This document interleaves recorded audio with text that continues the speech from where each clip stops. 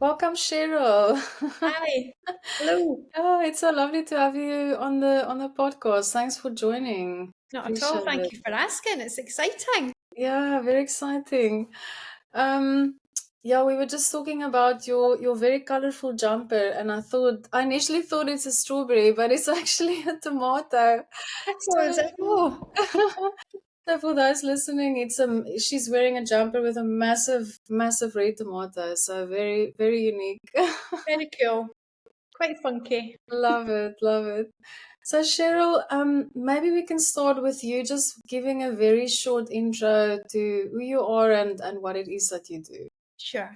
So, my name's Cheryl Lessels, and I have been a primary teacher for 22 years. But I left school 2 years ago, and I have started a new venture, which is very new to me, very new to the business world. But it's very exciting. It's called Happy Thought Squad, and it's a subscription box which supports the emotional well-being of girls. So the first box went out last month, and box number 2 goes out tomorrow. So it's once a month. It gets delivered to doorsteps, and inside there's lots of different tools and strategies for girls and their families to use together to support lots of different aspects of emotional well-being. Thanks for sharing such important work that you're doing, and it's really lovely to have this conversation with you at this stage of your business where Very beginning. it's just getting started in some Yeah, way. yeah.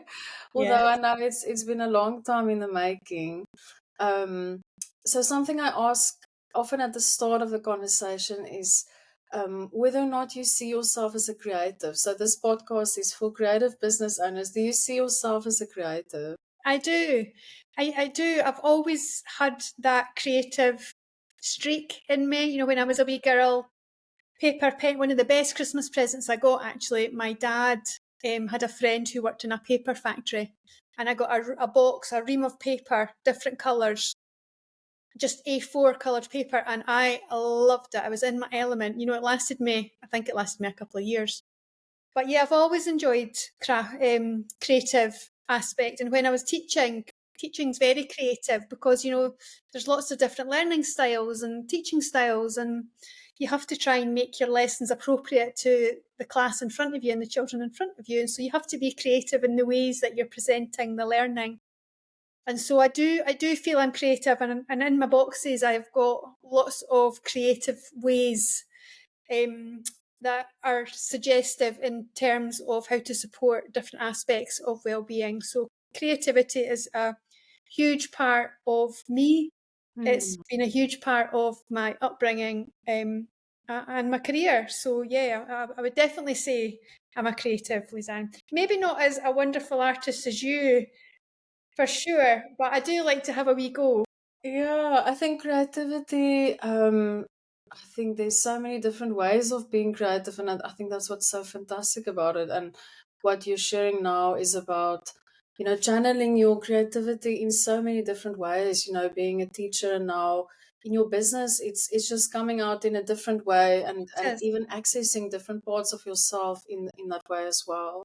Yeah, I love the branding, and I know that Corin Bennett helped you with the branding, and there's a lot of creativity that went into that process as well. there really Um, is. And Karen was so helpful and open. You know, it was very much a conversation rather than Karen coming and saying, what about this idea? You know, she really took on board my vibe and my thoughts and where I wanted to go. So yeah, Karen Bennett was fantastic in terms of bringing together everything that I think Happy Thought Squad represents, because I wanted to be, I mean, emotional well-being is such a heavy subject, you mm, know, it's such a heavy topic, but I wanted it to be creative, I wanted it to be mm, fun, and I wanted it to be welcoming. And mm, I think the branding does that. I think she nailed that. yeah, definitely. I think there's an inspiring element to it as well. When I look at it, it definitely says, you're welcome, and um, there's this lovely energy about it. So maybe if we just take a few steps back, Cheryl, why did you decide to start your own business? It's a very brave step to take, and why did you decide to do it? So when I left school a couple of years ago, I didn't want to do anything. This was not in my zone of sight at all. I just wanted to breathe. It's such an intense job, and I really needed to just take time to decompress, really. And so it was while I was doing this, I was doing lots of different crafting workshops, Lisanne, talking about Okay. creativity. I was doing crocheting, I was doing cookie decorating, I was doing needle felting, I was doing anything I could get my hands on because I just really enjoyed that process. And it's really great for mindfulness, just being in the moment and focusing on that one thing, as you'll know. Mm. But one of my teaching friends, sent me a link to an online business course, and she said this might be of interest to you because I was still, I still like my brain to be ticking over. So I did this wee online business course, and it kind of sparked an idea for me because the host of the course kept saying, "Use the knowledge that you've got to turn it into a business," and I'm like, Mm. what do I know? I've only known teaching. But a couple of years prior to me doing this, my daughter experienced anxiety and panic attacks herself. And as a mum, it was really difficult. Even though I had all the nurture education background, all the well-being understanding, as a mum to experience your daughter going through it is really, really hard. And I thought, I can't be the only mum experiencing this. Mm. And so using the prompts from the business course that I was doing, I kind of put together a wee idea, how could I support other mums in that situation? And then the idea of a subscription box came up because I wanted something tangible Mm-hmm. for mums or parents and carers. Not doesn't have to just be mums, but I'm going to talk about mums because I'm coming from my Mm. experience as a mum. So Sure. for mums and their girls to strengthen that relationship through doing lots of different fun activities that will support them during the time that it's most needed. So the girls or the families who might subscribe to the boxes, their daughter might not be experiencing anxiety at the moment, but at some point in the future, there might be the time that the tools that are inside the box might come in handy. And so it was really my own experience with my own daughter that pushed me towards Happy Thought Squad and subscription box. And the name Happy Thought Squad actually comes from when I've got a son as well. So when they were wee, the two of them, we would put them to bed and we would touch foreheads and we would close our eyes and we would think happy thoughts and we would count to 10 and think of 10 happy things from that day. And so Happy Thought Squad is really personal to me because Mm. that's my link between me being a mum when my two were younger, Wow. and bringing it into the world, really, if you like, to try and promote the positive well-being of our wee ones. That was quite a It's long-winded answer true. there, No, Lisanne. I'm that's sorry. fine. I just love hearing you talk about your idea really and how it what sparked the idea for you and also how it's moved over time. But I've never asked you about the name, so that's really interesting and I think it's very, very catchy. Yeah, I also loved what you shared around the business training that you did, and they support, or they encouraged you to use what you have and use what you know already.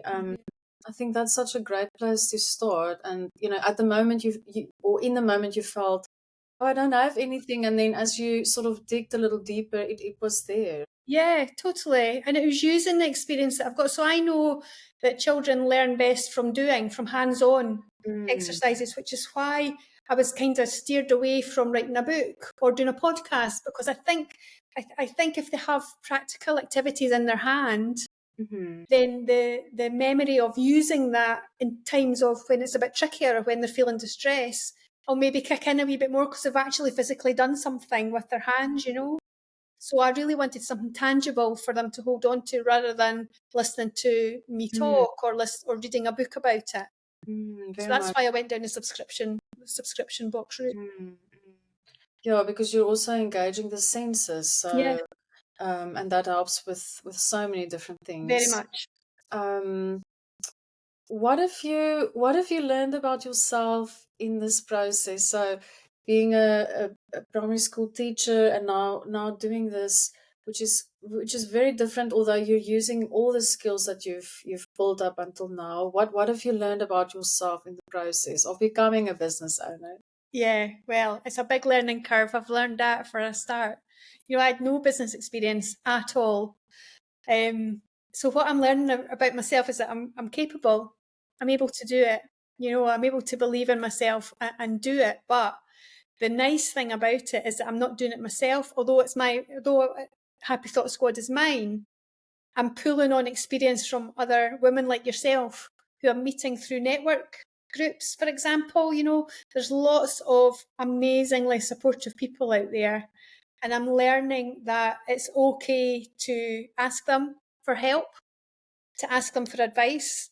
How would they respond to whatever situation I'm in? But lots of the people that I'm meeting are actually ending up contributing to the box because I'm kind of being drawn to similar.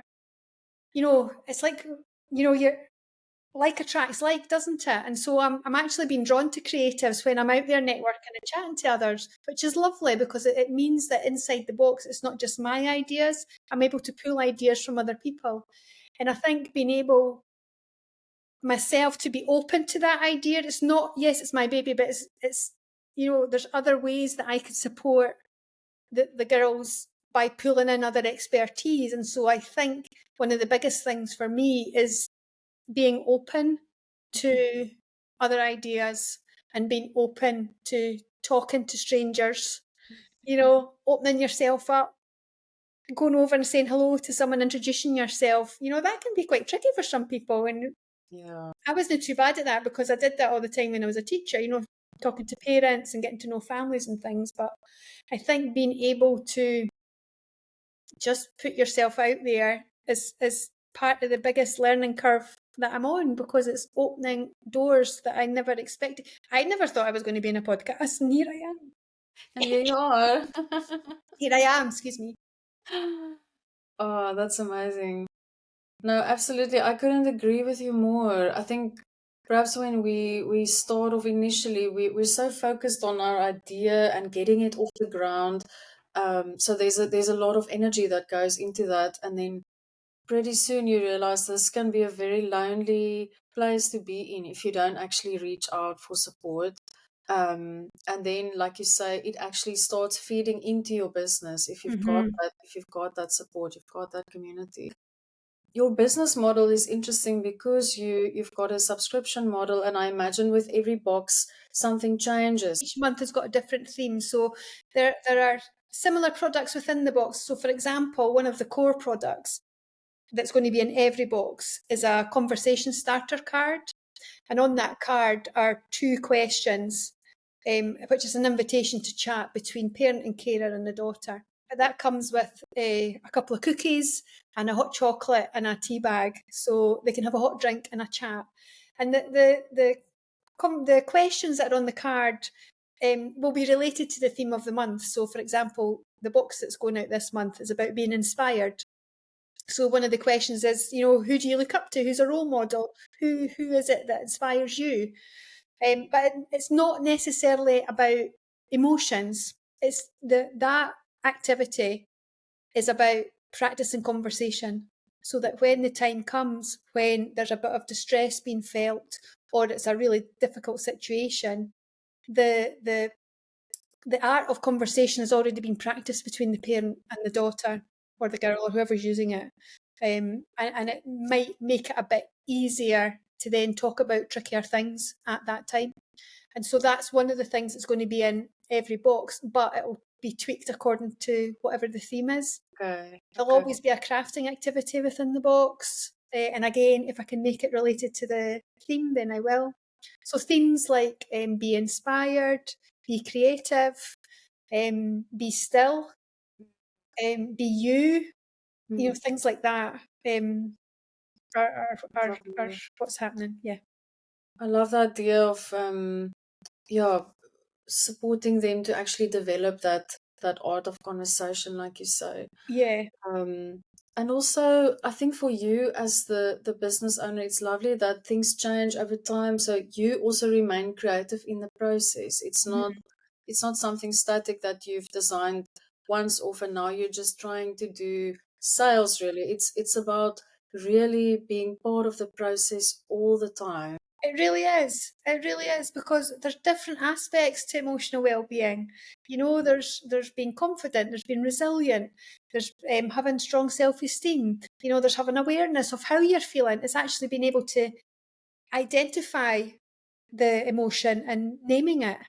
You know, there's a whole learning around that. I could do a box just about that. Mm, You mm, know, so there's a whole different aspect of it, and I think you're right. It has to move, because if it's static, then there isn't any progression in the learning. You know, and I think that probably comes from a teaching background. You know, there has to mm, be a way forward. You mm, know, and so by offering the variety of activities that are in the box, I think that will really be supportive. You know, one thing I should say, Lisanne, is I'm not a mental health expert. You know, I'm a mum and I'm a primary teacher, and so mm, the box isn't a fix-it box. mm, I can't fix mental health, but mm, the box offers a range of tools and strategies. So it's like a wee toolbox of different mm, things you can try. mm, Some might be more relatable than others. For example, this month's box has got a lovely rainbow yoga exercise. Now some families might not be particularly attracted to yoga, and that's fine. But last month's box had a breathing exercise within it, and that might have been more their thing. So I'm just kind of sharing as wide a range of opportunities to support emotional well-being in different ways, I think. And that's really important, that it's not the same all the time. You're right, it's not just about being static. and then each mom and daughter they can filter through it and they can decide, what resonates with them, and they can Absolutely. also go back to things later on. Yes. And some of the activities are just for the girls. You Mm, know, some they might choose to do together, some they might just choose to do on their own. It's very much, it's up to you how you use the box. Yes, I can put suggestions into how it's used, but like when you're learning, there's different learning styles, there's different techniques, and what appeals to some doesn't appeal to others, like I'm saying. So yeah, you're right. Different ways need to be just presented so that they can pick and choose, yeah, really. yeah. I can almost imagine them having a lovely sense of expectation, almost, okay, what's going to be in the next box? Ah, There's yeah. lovely, yeah, I think it creates that element of surprise as well, which is lovely. Absolutely, but then they'll also, if they subscribed on a regular occurrence, they'll know the content continuity that was in the book. They'll know there'll always be cookies. They know there'll always be a crafting activity. They'll know there'll always be a fancy pen, because I'm a teacher and I love stationery. You know, they'll know there'll always be a positive affirmation. So there is that continuity throughout it. It's just a little twist that's going to be on it, and then the surprise elements as well. So Mm. yeah. Yeah, so a lot of structure built into it. Yes, absolutely. But like I say, it's very loose in how Mm. it's used. It's Mhm. up to the families how they use it. But I do share ideas of how to use it, and it's Mm. just depending on what appeals to them there and then. So, Cheryl, I'm also conscious of the fact that, working with this topic of mental health, as business owners, and you being a business owner, the emotional resilience is so important. Being able to manage the ebbs and flows of what it's like to be a business owner. So how do you look after yourself? What are those go-to practices that are like non-negotiable for you when it comes to your week and your month? Yeah, there are lots of ups and downs, aren't there, in business? Something that I've been doing every day is meditating. So there's a lovely app called Insight Timer. Mm, And so I've been practicing that just in the last, actually since, so it's taken me a year to get the business to launch. mm, And it was just shortly after I started the process that I found Insight Timer, and I absolutely love it. Even if it's just a wee 2-minute breathing practice, just something every day when I need to just regulate myself, if the orders aren't coming in, or if my suppliers, not quite as quick as what I would hope, or whatever it is. mm. It doesn't even have to be business related, but just having that ability to just step back and breathe. is really important to me. I try to go for a walk every day if I can.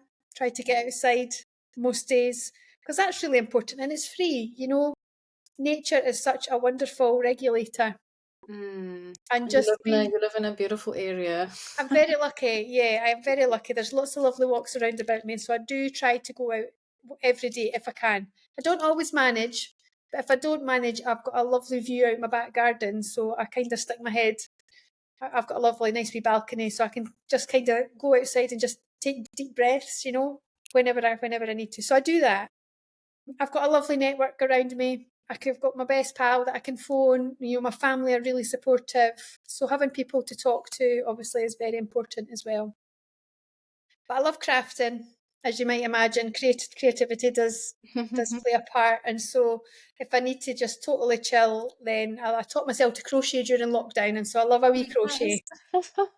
Yeah, again, it's something with my hands, it's doing things with my hands. And I really find that just focusing on that, just being in the moment, that's why there's a crafting activity in every box, because you just totally switch off. Yeah, You're just given the opportunity to concentrate on something else and all your focus is on that. So I do love a wee bit crafting, and crochet is my favourite. that's amazing. Yeah, I think we need more of that today, especially with being in this very digital age. Yeah.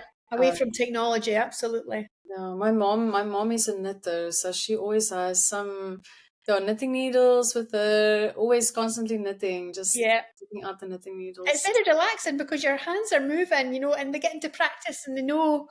You just do it without thinking almost. It's Yeah, a lovely thing to do. You must feel the same when you're painting, I would imagine. You just get in the zone and you're just. yeah. There's this sense of flow. Yeah, exactly. Getting into the zone, and it just for me it happens very naturally when I just start painting. It's just there. I'm able Mhm. to access it very easily. So it sounds very similar to what you experience with the crochet. And also what I've noticed is when I paint, my breathing slows, and Yep. so have this real sense of relaxation and just becoming very, very present. Um, yeah, I think that's so important. So what has been the most challenging for you? Is there something that you didn't expect or that you didn't anticipate in this journey of starting your own business? I think the biggest, well, there's two probably. So the first thing is social media. So when Mm, I was a teacher, I was not, well, I was on social media, but I didn't use my real name. I never posted anything. I didn't want children and families to find me. yeah.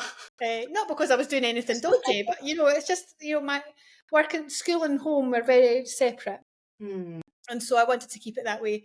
And so when I started the business, I knew for people to be interested in the boxes, they had to know me and they had to know mm, my story. And so I've had to come in front of the camera, and I found that really challenging. I do like to talk, Lisanne, as you can probably tell. I like a wee chat, but put a camera in front of me and I'm like, blah, blah, blah. I can't string a sentence together. I found that really difficult. I'm practicing. I've not perfected it, but I'm getting better. So that's been the first thing, just putting myself out there. And then the second thing has been sales. It's very uncomfortable. I find it really uncomfortable asking people for money to buy something from me. And I mm, think it's because I've never been in that environment. When I've been in school, it's very different. I'm not asking people to pay for me to educate their children, so I never had a sales brain, if you like. mm, And so having to flip outside my comfort zone and say, look, this is my product. It's a quality product. I know the tools inside the product are helpful. It's this amount of money to buy it. And that last bit, even me saying that there is really hard. It's like, oh, it just gives mm, me the ick. But I know I have to in order to make the business successful. mm, So, yeah, social media and marketing, the sales part, asking, asking is difficult. And I'm mm, still working on it. And I'm trying to use meditations and visualization to have conversations, practice conversations in my head and get more comfortable so when it actually comes, I'm able to do it a bit more confidently. yeah. Thanks for sharing. I think so many people will relate to it, and it's similar to other conversations that I've had.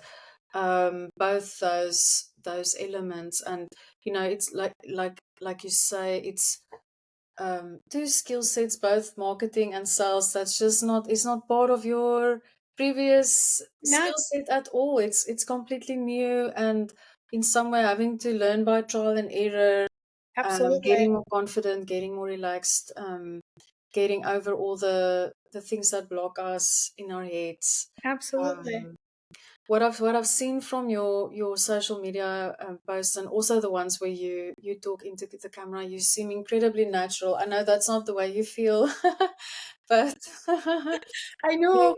yeah. Put me in front of an assembly of 500 kids and their parents, and I'm absolutely fine. But oh my goodness, turn my iPhone around and push record. However, thank you. I appreciate that. I shall take that compliment on, Lisanne, and channel the loveliness that comes with it. Thank you. Good, good. What else helped you to get started with that? The social media bit, because I resonate with that sort of feeling of it being uncomfortable, especially initially. So how did you encourage yourself to do it even though it felt uncomfortable? I just had to. I knew I had to. And I was getting to the point where I had loads and loads of drafts in my Instagram account. And so I just decided I had to be brave. So I would make it and then post it rather than saving it, because perfection, I was never getting there, and so imperfect action is better than no action at all. That's a And so great mantra. yeah, I just made myself do it, whether it was perfect or not. And if you scroll back to the beginning, oh my goodness, holy smokes, Mm, there's a lot of not great things in there. However, it's helpful for me to see how far I've come as well. mm, When I scroll back to the beginning, I used to do lots of nature videos. When I was out on my walks, I would take loads of lovely videos. And then I was very rarely in them, And then when I was building up to the launch, part of the course that I did was it's know, like, trust. And if the yes. people don't know you, they won't like you and they won't trust you. And so I had to physically force myself to be on the camera and then just do it. And it's just practicing pushing the post button, really. Yeah, just you do know, it. yeah, just do it, regardless of how rubbish you might think it is. Mm, It's helping me be consistent mm. and helping me get the message out there. Although I still don't understand the algorithms, I've no idea how they work. It's a It's a mystery. mystery. It is a mystery. Yeah, Yeah, I think that element of perfectionism, a lot of people, I experienced that, and having to Mhm. constantly work on not being so strict in terms of having certain standards. There's I think there's areas of work where the perfectionism come in really handy and where it's important, and there's other bits where we need to unlearn those ways of working where it's not actually very absolutely. helpful. You're right, and none of us are perfect, are we? We've all Mm, got our flaws or our inexperiences, and that kind of builds up the trust as well, doesn't it? Because if you're sharing stuff and you've got your filters on and your script's perfect, and it's it can kind of look a bit uncomfortable and fake, mm, mm. I don't want to be uncomfortable and fake or people to think that I am. So Yeah, and I'm especially just trying to the be the authentic with it. yeah, and the people that are more likely to buy from you are possibly going through really tough things, as Yeah, you well know. yeah, And the last thing you want in that when you're in that kind of situation is someone telling you what to do, or you actually want someone that you can relate to. I think that's so totally, important. totally. And you have to be authentic. I'm very aware of the reason why I started Happy Thought Squad, but I don't really want to share my daughter's story because that's her Mm, story, but I'm able to share my story as a mum. And I think that gives me the authenticity and it gives me the honesty and it gives me the space to kind of hold that place for other mums experiencing it as well. that's beautiful. You and I met on The Outsiders, which is a networking group, such a lovely group of people, and Really we've is. both, I think, made wonderful connections there. Have you explored any other networking and business community groups within Edinburgh? I have, because I'm very new to the business world, I'm dipping my toe in as many different spaces as I can. Um, the Outsiders is my favourite, I have to say. I think because it combines outdoors, you're able to walk, you're walking side by side, so you've not got the eye contact. There's not the same Mm, pressure as expectations to what you have to say. It's a bit more relaxed. So the Outsiders has been fantastic. I've really enjoyed that. And again, like people have been attracted. You and I. I've met an aromatics expert in there. I've met loads of a massage person within. I've met mm, loads of different people within that. I try to go to at least one a week if I can, okay. just while I've got the time to do it, whilst I'm still growing. Just it helps me practice talking about the business as well. It Yeah. helps me gain experience from lots of different people from lots of different aspects. The majority of networks events that I've been to have been women, Mm, female networking events. And that's been great because they've got lots of different experiences in terms of juggling, how they're mm, juggling business life with being a mum or with having to run their children to the dentist or, just juggling a whole load of different things as well as their business. And that's been fascinating to learn from them as well. So, yeah, networking has been a huge part of my growing in terms of business understanding so far and connections. mm, I've met so many lovely people and really helpful who are generous with their time and mm, generous with their advice. It's mm. really lovely. You'd think that, I'm going to protect what I know about how it works, but no, it's actually the opposite.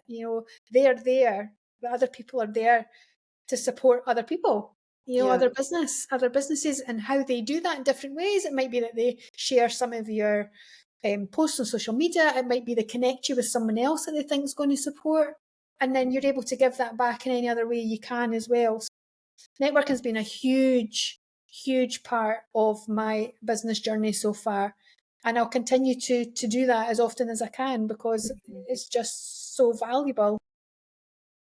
Yeah, in some way, it's then part of that weekly practice for you. Yeah, Making sure that you've got that in your calendar. yeah, absolutely. And you're not stuck indoors all the time. You're not at your desk all the Mm, time, yeah, yeah. which is important. It's Hmm. important to get that connection, the human Mm, connection. It's very important. very much. And so, touching on the sort of the juggling aspect, juggling multiple demands and wearing many hats, what do you use to help you sort of stay on top of all the things that you need to do and manage your time So in a way that I works for you? Yeah, I am not very techy, Lisanne, I have to say. Me and tech are not great, so I do love a notebook. I have Mm, got multiple notebooks, okay. lovely pens, and that again, that's because I'm the teacher in me. It's like shiny, shiny stationery, Yes. Yay, come to me, lovely notebooks and pens. So I'm quite traditional in that. I've got my to-do list, although I call it a to-da list. Oh, Once I tick nice. something off, I go ta-da. That's So I've good. got my wee to-do list.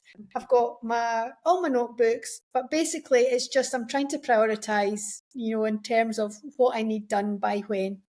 And that's Mm, just how I'm juggling it. And if I've got it written down in my book, then I know that it needs to happen. mm, But the lovely thing is working from home and not being stuck to a school timetable, I can be flexible. So, for example, I met one of my friends this morning, which was mm, lovely. If I was able to do that. Right, when are you free? Right, okay, I'm free then as well. Now, I love having that flexibility. It's really nice. But ultimately, if I don't do the work, then it's not going to be successful. So I, mm. I know that I have to do it, but I'm very motivated to do it. And having a Mm. lovely notebook and pen helps. Definitely.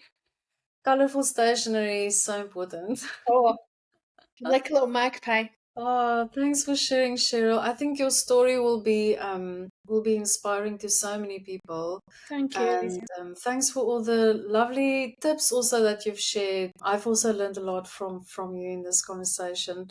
Thank you. If you were to give some advice to someone who is just starting out, so they, you took a year to kind of set up the business, and now there's some momentum building. If you had to look back to that sort of earlier version of yourself, what kind of advice would you give for someone who's in that place I currently? think I think, and we've touched on it. I think I would say build a network around you. Connect with as many people as you can. I wish I'd networked before I was in the launch phase, Okay. because I think I would have been a bit more wise Uh-huh. as to who and how and when and all that kind of stuff. So I think build a network around you, talk to people, just ask for the support if you need it, but ask just to not necessarily for the support, but I know I'd be able to message you and say, right, Lizanne, I've got a wee problem. What would you suggest? Or who could I talk to about Mm, it? mm, It might not necessarily be that you would have the answer, but you might have someone who would have the answer, or, mhm. network, just build a network around you, Yeah. and talk to people as you're building, I would Mm, say. Building the relationships, because it's all about relationships, isn't it? That's mm, what the box is all about. It's all about relationship building in different ways. yeah. Yeah. Yeah, and I think it's great that you mentioned that you should actually start networking earlier on, not only once you've launched and you have a clear idea of what your product or business is going to look like, but Yeah, actually start early on while you're still in that building, growing, figuring it out phase. yeah, the whole ideas thing, because then your ideas might go in a different direction, Mm, because of mm, what you're learning from everybody else. yeah, that makes a lot of sense. Hmm. A lot of sense. Thanks so much, Cheryl. Is there anything you want to add before we end the podcast? Just that I really appreciate your time, Lizanne, and for letting me share Happy Thoughts Squad. Such a Um, pleasure. People can I can direct people to my website if they want to Yes, know more. I will put a link in the show notes, Great. so they'll be able to follow you and get in touch. Fab. Okay. That's Yeah, smashing. No, it's lovely to talk about it. Thanks so much. It's good yeah, practice for me. yeah. And thanks for sharing your story and where you're at the moment as well. I'm looking forward to seeing where your business takes you and what happens in your business as well. And I'm sure it's going to mean a lot to so many people. Thank you. Thank Exciting you, times. Cheryl. Thank you.